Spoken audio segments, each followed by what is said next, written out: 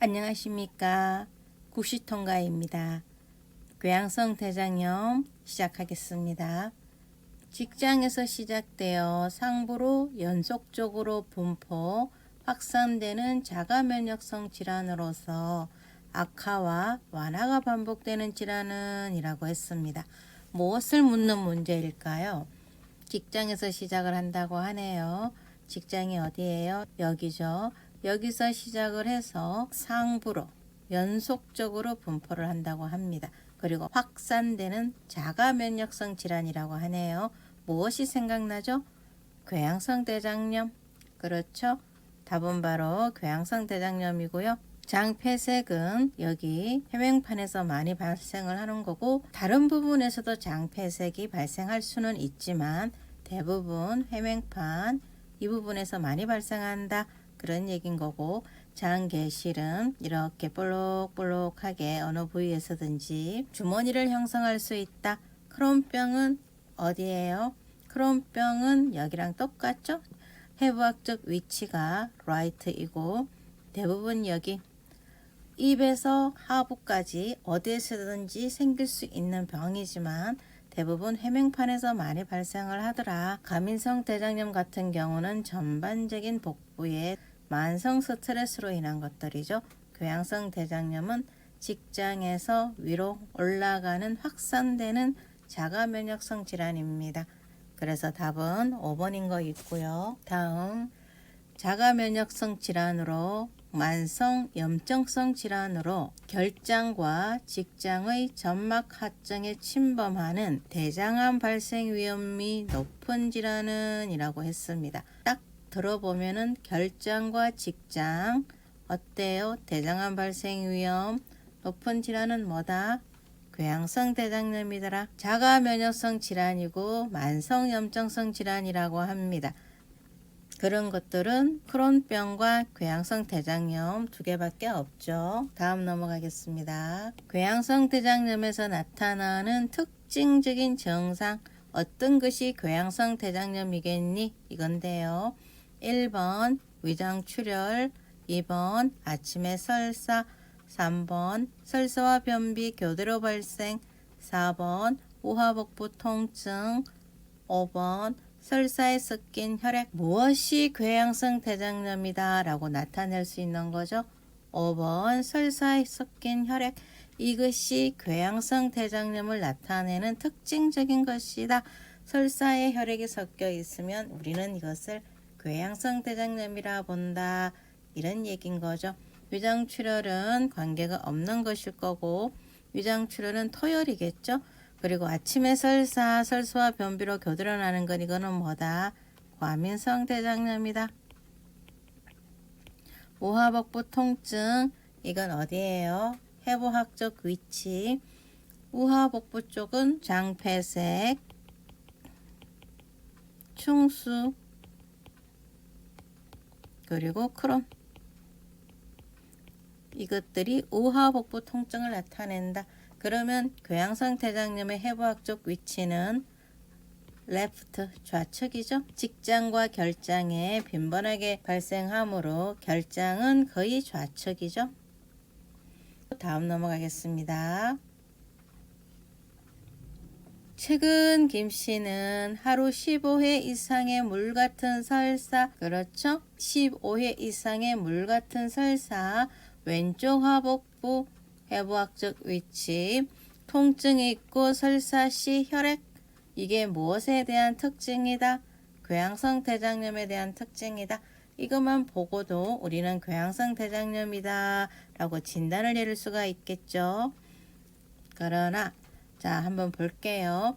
검사를 받기 위해서 내원을 하였다고 합니다. 진단을 위해서 대장 내시경 시행한 결과 병변이 연속적으로 분포함을 확인하였다. 이 환자에게 내릴 수 있는 진단, 궤양성 대장염이죠. 크론 같은 경우는 분절성이에요. 분절성이란 것은 어떤 거냐? 소세지처럼 띄엄띄엄 이렇게 나타나는 거고요. 이래서 분절성 질환이다 이렇게 하는 거고, 궤양성 대장염 같은 경우는 직장에서 S상 결장을 통해서 연속적으로 이렇게 연속적으로 발생을 한다. 이것이 두 개의 크론과 교양성 대장염의 차이점입니다. 기억해 주시고요. 다음 넘어가겠습니다. 김 씨의 ABCA 검사한 결과 다음과 같은 수치가 나타났다. 어떤 상태를 의미하는가 라고 했습니다. PaO2, O2죠? 95 거의 정상이라고 봐야겠죠. 95 이하가 저산소증을 의미할 수 있는 거고, pH 7.25 어떻습니까? 낮죠? pH 7.35에서 4.5가 정상인데 4.5 이상이면 알칼리, 3.5 이하이면 산증. 그래서 이 사람은 지금 뭐다? 산증이다. 자, 산증인데 어떤 산증이냐? 호흡성 산증이냐? 대사성 산증이냐를 우리가 봐야 되겠죠. PaCO2 43 어때요? CO2는 무엇을 나타낸다? 호흡성을 나타내겠죠. 그래서 44면 정상이다. 그렇죠? 자, HCO3 중탄산염 18, 22에서 26 이건 낮다. 그죠? 그러면 이것이 나타내는 것은 뭐다? 대사성이겠죠? 대사성 중에서도 산증을 나타낸다. 그래서 이러한 수치를 나타낼 때 우리는 무엇을 판별할 수가 있죠? pH가 낮으니 산증이고, 호흡과 대사성 중에서 호흡은 정상이니 대사성 쪽에서 산증을 나타내더라. 그래서 답은 4번 대사성 산증을 나타낸다. 다음 가겠습니다.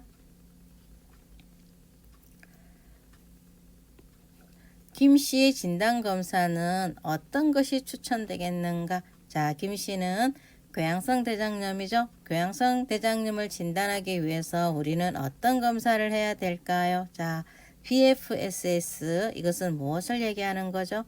비디오 플로로 스왈로잉 시스템 이렇게 얘기를 하는데요. 이것은 바륨 연화 검사입니다. 연화 검사라고 하는 것은 무언가를 삼켰을 때 제대로 삼킬 수 있는지, 그래서 바륨 연화 검사를 하면서 초음파라든가 또는 다른 진단 검사를 같이 겸하면서 이것이 바륨 어디까지 내려가는지를 보는 검사거든요. 그래서 식도로 넘어가는지 기도로 넘어가는지, 그래서 1단계, 2단계, 3단계 이런 식으로 단계별로 매겨요. 그래서 L튜브나 이런 경관을 통하지 않고 구강을 통해서 섭취를 할 수 있는지를 검사하는 것이 BFSS를 얘기하는 거고, 바륨을 삼켜가면서 삼킬 때마다 바륨이 기도로 빠지는지 식도로 빠지는지 화면을 통해서 그 사람의 연화 단계를 결정을 합니다. 그래서 답은 일단 아니고요. 2번 콜로노스코피 이게 뭐예요? 직장 검사죠? 그래서 답은 2번인 거 있고요. 엔도스코피 이거는 뭐예요? 위 내시경이죠? 그래서 틀린 거고, PT, BD 이거는 뭐예요? 담간의 배액간에 위치하는 거죠. 경피적 간 담간 배액술이라고 하는 겁니다. 4번도 틀린 거고요. 울트라 사운드 이거는 뭐예요? 초음파죠. 그래서 답은 2번인 거 있고요. 다음 넘어가겠습니다. 궤양성 대장염으로 진단받은 김 씨에게 설파살라진 투여하려고 한다.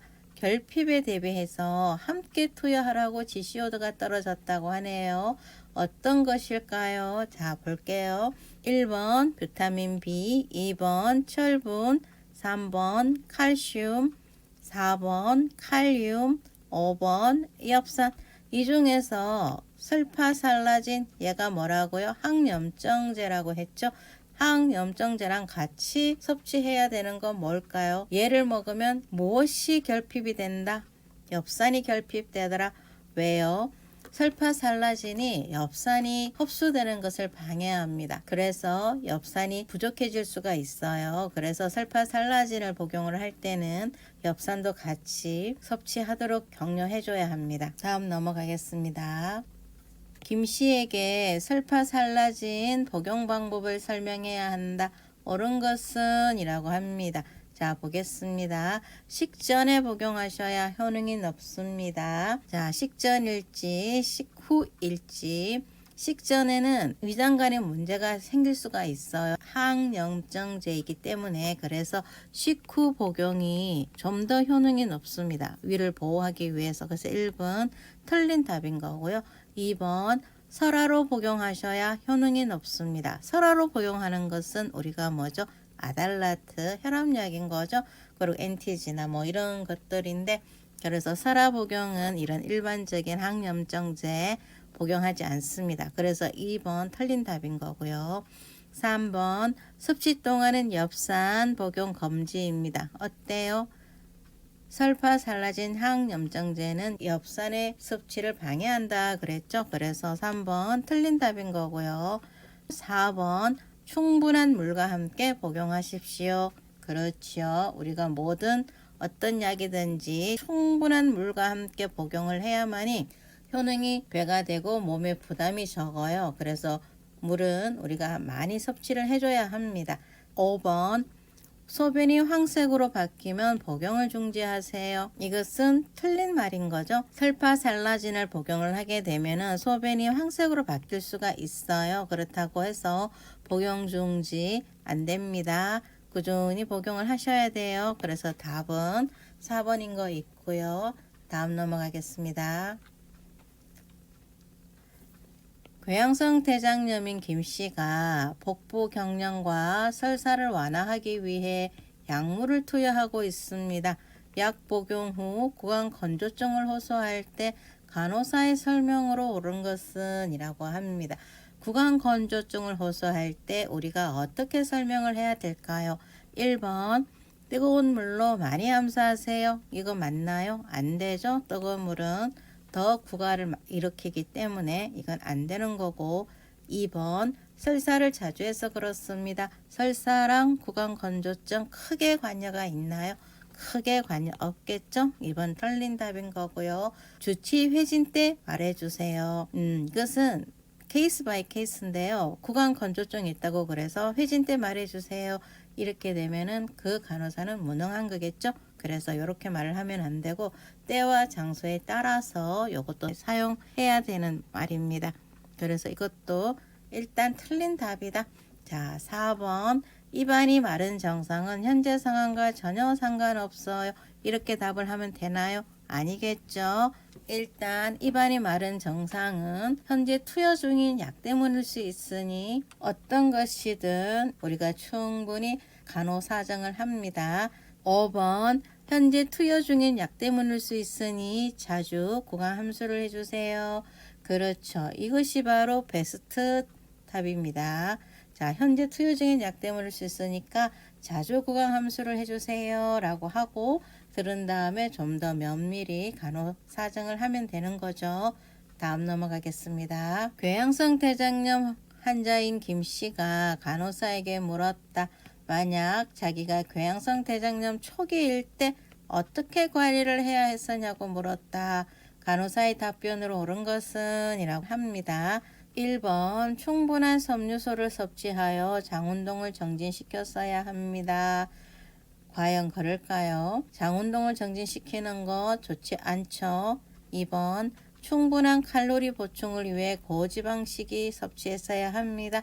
이것도 아니죠. 고지방식이도 장을 자극하기 때문에 그래서 틀린 답인 거고, 3번 우유나 요거트 등을 충분히 섭취해서 장운동을 정진, 요것도 뭐 틀렸죠. 우유나 요거트도 장운동을 정진시키기 때문에 크론이든 궤양성이든 과민성이든 장을 너무 자극하는 것은 좋지가 않아요. 그래서 1번, 2번, 3번 다 틀린 답인 거고, 4번 심한 통증 시 마약성 진통제를 맞았어야 합니다. 과연 그렇습니까? 틀린 답인 거죠. 아무리 심한 통증이라도 마약성 진통제 같은 경우는 분절성 운동을 가져옵니다. 그래서 더 장을 자극하기 때문에 마약성 진통제는 지양하는 것이 가장 좋고요. 5번 신체 활동을 최소화하고 휴식을 취했어야 합니다. 그렇습니다. 우리가 장에 문제가 있으면은 일단은 신체 활동을 최소화하고 휴식을 취해서 안정을 취해야 해요. 저섬유성, 저지방식이 자극성 적은 음식이 좋죠. 칼로리와 단백질, 무기질이 풍부한 균형적인 식사를 권장을 하고 충분한 수분 섭취. 그리고 통증 경감을 위해서는 항콜린 약물이나 항경련제죠. 항콜린, 항경련 이런 것들로 좀 더 배를 편안하게 해줍니다. 다음 넘어가겠습니다. 궤양성 대장염 환자에게 권장해야 될 음식 뭘까요? 닭가슴살. 크론과 똑같은 문제를 가져왔는데요. 두 개 다 똑같은 프라브럼을 가지고 있는 거잖아요. 식이라든가 간호중재는 거의 비슷합니다. 이런 고지방이라든가 탄산, 생과일, 초콜릿 또는 정제되지 않은 곡물들, 장에 자극되는 것들은 다 금지를 해야 돼요. 그래서 고단백, 고칼로리, 무기질이 풍부한 균형적인 식이를 권장을 합니다. 그리고 충분한 수분을 섭취하도록 하고 다음 넘어가겠습니다. 이러한 궤양성 대장염 환자에게 퇴원시 교육 내용, 우리가 크론병이든 궤양성 대장염이든 과민성 대장염이든 장을 편하게 해줘야 돼요. 그래서 우리가 퇴원식 교육 내용은 거의 비슷하답니다. 그래도 한번 보겠습니다. 틀린 것을 찾는 문제죠. 고단백, 고열량, 저지방식이로 조금씩 자주 섭취해야 합니다. 맞는 말인 거죠. 항문은 따뜻한 물로 피부 청결 유지, 잘 건조. 맞는 말이죠. 음주, 흡연 금지, 초콜릿, 찬 음식, 도정되지 않은 음식 금합니다. 맞는 말인 거죠. 만약 폐색, 누공이 있으면 외과적 수술 해야 되죠. 맞는 말인 거고요. 수분을 어떻게 해야 된다고요? 많이 섭취해야 됩니다. 그래서 틀린 것이기 때문에 수분을 많이 섭취하면 안 됩니다. 이게 틀린 답인 거겠죠. 크론병이랑 똑같은 문제를 가져와 봤어요. 왜냐하면 퇴원식 교육 내용은 대장 쪽은 거의 엇비슷하다. 이렇게 기억을 해주시면 되시는 거고, 지금 우리가 무엇을 하고 있냐면은 입에서 직장까지 일어나는 모든 프라브럼의 문제를 풀고 있는 거죠.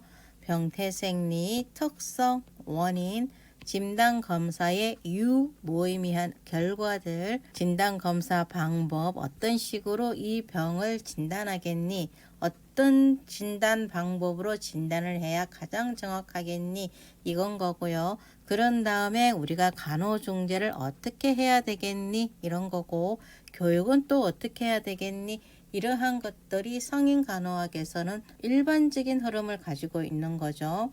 그래서 지금 소화흡수장애, 배변장애를 하고 있고, 우리는 이 부분에 각각의 어떤 기관들, 끝나는 이 지점들, 그렇죠. 이 지점들에서 문제가 일어난단 말이죠. 입에서 일어나는 문제, 식도에서 일어나는 5가지의 문제, 그리고 이 부분에서 식도가 열리는 거와 식도가 막히는 거, 그리고 또 여러 가지 문제들이 한 5가지가 있었잖아요. 그리고 또한 여기 가장 메인인 위죠. 위에서 일어나는 여러 가지 문제들, 또 간에서 일어나는 여러 가지 문제들, 간과 담양, 담관 여러 가지 문제가 있었죠. 그리고 소장이 시작되는 이 끝점들, 그리고 대장이 시작되는 이 부분들, 소장의 끝이자 대장이 시작되는 이 부분들, 부분들이 다 이런 끝점들이 문제가 생기는 거거든요. 거기에 대해서 우리는 진단을 내리고 간호중재를 하는 거죠. 이러한 문제가 끝나면 그 다음엔 무엇이 있냐면은 복막염이 오죠. 합병증이죠. 어떤 합병증인데 천공도 있을 수가 있는 거고, 약해져 있기 때문에. 그리고 여기 충수돌기, 그죠? 충수돌기도 이 복강 안에서 일어날 수 있는 문제. 그런 다음에 뭐예요? 이것을 전체를 다 통틀어서 이 부분에 대장암이 발생할 수가 있겠죠? 대장암이 발생을 하면 잘라내야 되는 거고, 이 부분을 잘라내든 이 부분을 잘라내든 어쨌든 잘라내고 나서 식이 문제가 생기는 거잖아요. 사람이 살기 위해서는 먹어야 하기 때문에 그래서 할 수 있는 게 뭐다? 위장 쪽은 위로가 생기는 것일 거고 장에는 장루가 발생하는 거겠죠. 어쨌든 식이가 들어가야 인체는 생명을 유지하기 때문에 이런 식으로 우리는 환자들에게 식이를 제공할 수가 있다. 이러한 문제인 거고 또 하나 탈장이라는 문제가 있어요. 장이 빠져나오는 거죠. 이러한 질환과 관계없이 탈장이라는 것이 또 한 번 문제가 생길 수 있는 거고 마지막 질환은 치질, 헤모로이드가 생길 수가 있습니다. 그리고 직장 농량도 생길 수가 있는 거고요. 이런 식으로 입에서 직장까지 모든 질환이 발생합니다. 대부분 질환들은 지금 우리가 지나왔고 남아있는 것이 이제 복막염, 중수돌기, 탈장, 치질, 대장암, 위루, 장루 이런 것들이 남아있는데 장만큼이나 길고 긴 소화기계의 질환을 치료하겠지만 꼭 알고 있어야 하는 문제이므로 우리 힘을 내어 다시 정립합시다.